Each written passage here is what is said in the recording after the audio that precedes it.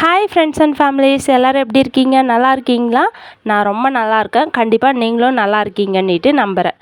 ரொம்ப நாள் கழித்து இன்றைக்கி ஒரு லாங் வீடியோ போட்டிருக்கேன். என்ன வீடியோனா, நேற்று வந்து எலெக்ஷனுக்கு ஓட் போட போயிருந்தோம்ல, அப்போ எங்கெங்கெல்லாம் போயிருந்தேன், நான் படித்த ஸ்கூல் எல்லாத்தையும் தான் இந்த விலாகில் பார்க்க போகிறோம். இது வரைக்கும் நம்ம சேனலை சப்ஸ்கிரைப் பண்ணாமல் தான் பார்த்துட்ருக்கீங்கன்னா, இதுக்கப்புறம் சப்ஸ்கிரைப் பண்ணிக்கோங்க. நான் வந்து மதியம் லைவ் வந்து 1 to 2 o'clock லைவ் வருவேன். அதே மாதிரி நைட் வந்து 8 to 9:30 வரைக்கும் லைவ் வருவேன். ஃப்ரீயாக இருந்தீங்கன்னா கண்டிப்பாக வாங்க இன்றைக்கான விலாக் போகலாம். லீவ் ஸ்டார்ட் ஆனோடனே என் தம்பி வந்து ஒரு 2 நாளுக்கு முன்னாடியே வந்து பசங்களை கூட்டிகிட்டு வந்துட்டார். சரி நம்மளும் வந்து எலெக்ஷன் ஓட் போட போகிறதா இருந்தால் இவங்களை கிராஸ் பண்ணி தான் போய் ஓட் போட்டுட்டு வரணும். சரி கூட்டிகிட்டு போட்டோம், எலெக்ஷன் ஓட் போட்டுட்டு அதுக்கப்புறம் ரிட்டர்ன் வரும்போது வேணால் கூட்டிகிட்டு வந்துடலாம் அப்படின்னு சொல்லி அமுச்சு வச்சுருந்தேன்.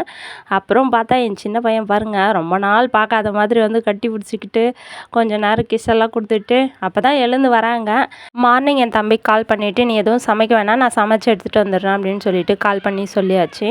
நான் மார்னிங் என்ன சமைச்சேன்னா சாதம், கத்திரிக்காய், முருங்கைக்காய் போட்டு சாம்பார் செஞ்சுருந்தேன். நானும் அங்கே சாப்பிடல.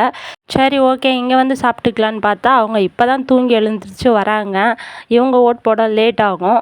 அதுக்குள்ளே நான் கொஞ்சம் நேரம் தம்பி கூட டைம் ஸ்பெண்ட் பண்ணிவிட்டு நான் சாப்பிட்டுட்டு கிளம்ப ஸ்டார்ட் பண்ணிட்டேன். நான் இருக்கிறது வந்து குடியாத்தம், எனக்கு ஓட்டு இருக்கிறது வந்து விரிஞ்சிபுரம். குடியாத்தத்துக்கும் விரிஞ்சிபுரத்துக்கும் வந்து ஒரு 1 hour டிஸ்டன்ஸ் இருக்கும்.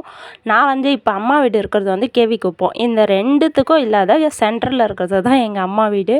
இங்கேருந்து கிளம்பி போக இன்னும் 1/2 hour ஆகும் எப்படி இருந்தாலும். இதெல்லாம் வந்து ஃபுல்லாக வாழை மரம் வச்சுருக்காங்க.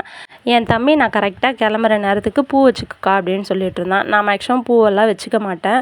இருந்தாலும் என் தம்பி கொடுத்தானேன்னு சொல்லிவிட்டு அந்த டைமில் வச்சுக்கிட்டு கிளம்ப ஆரம்பிச்சிட்டேன்.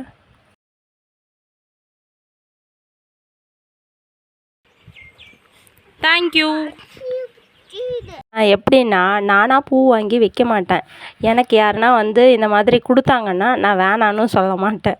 அந்த மாதிரி நான் லாஸ்ட்டாக வாங்கி வச்சுட்டு அதுக்கப்புறம் கிளம்ப ஸ்டார்ட் பண்ணோம். இங்கேருந்து ஒரு 1/2 hour ஆகும் கிளம்ப. போகிற வழியெல்லாம் வந்து எலெக்ஷனுக்கு வந்து ரொம்ப பிஸியாக இருந்தாங்க. ஃபுல்லுமே ரஷ்ஷு தாங்க. அம்மா வீடு இருக்கிற இடத்துல வந்து அதிகமாக கடைங்கள்லாம் இருக்காது. இந்த பிளேஸ் பேர் வந்து கேவிக்குப்பம். இந்த இடத்துல தான் வந்து மார்க்கெட் இருக்கும். இந்த மார்க்கெட் வந்து டியூஸ்டே ஒரு நாள் மட்டும்தான் ஓப்பனில் இருக்கும். அந்த ஒரு நாள் நம்மளுக்கு என்ன வேணுமோ வந்து வாங்கிட்டு போகலாம். மற்ற வந்து ரெகுலர் ஐட்டம்ஸ்க்கெல்லாம் வந்து சின்ன சின்ன கடைங்க வந்து எப்பயும் இருக்கும்.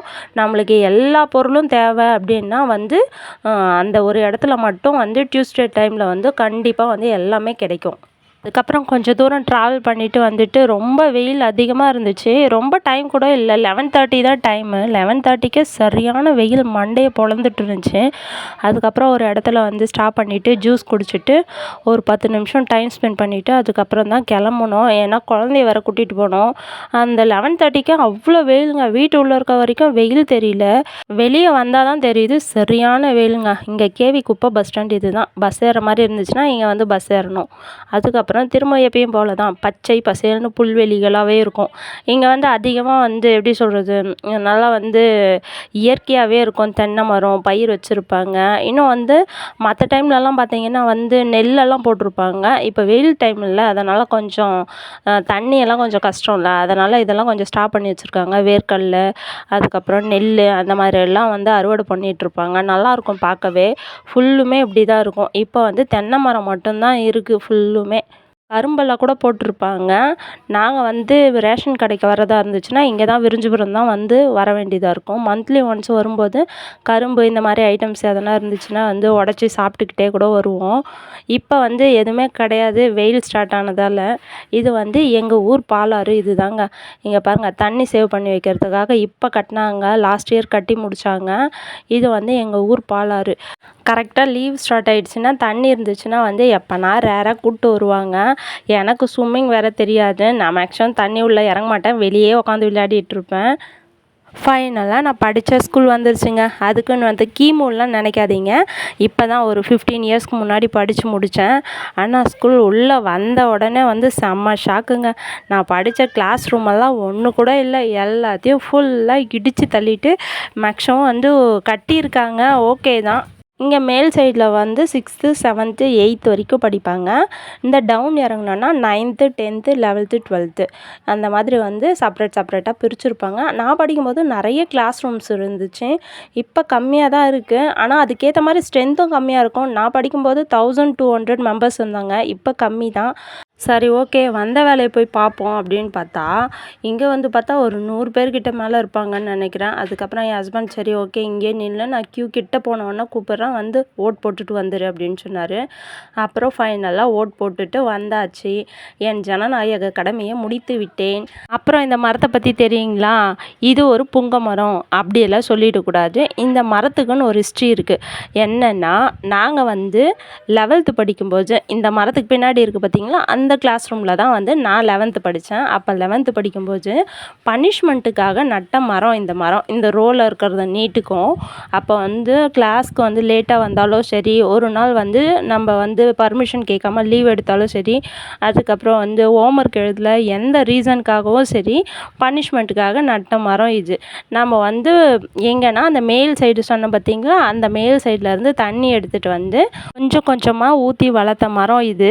ஸ்டார்டிங் ஸ்டேஜில் இந்த ஸ்டேஜில் இருந்து பார்த்தோன்னு வச்சுக்கோங்க 1200 மெம்பர்ஸு ப்ரேயர் டைமில் ஃபுல்லாக நின்றுட்டுருப்பாங்க. அப்போ ஒரு மரம் கூட கிடையாது. இப்போ தான் ஃபுல்லாக மரமாக இருக்குது.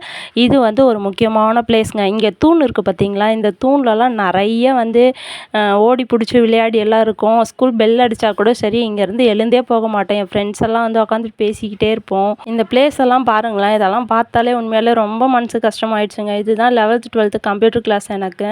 அந்த ஸ்லாப் இருக்குது பார்த்தீங்களா? அங்கே தான் சிஸ்டம்ஸ்லாம் இருக்கும். எப்படி பாழடைஞ்சு போயிருக்கு பாருங்கள். இது வந்து குழாய் இங்கே தான் அதிகமாக தண்ணி குடிக்க வருவோம்.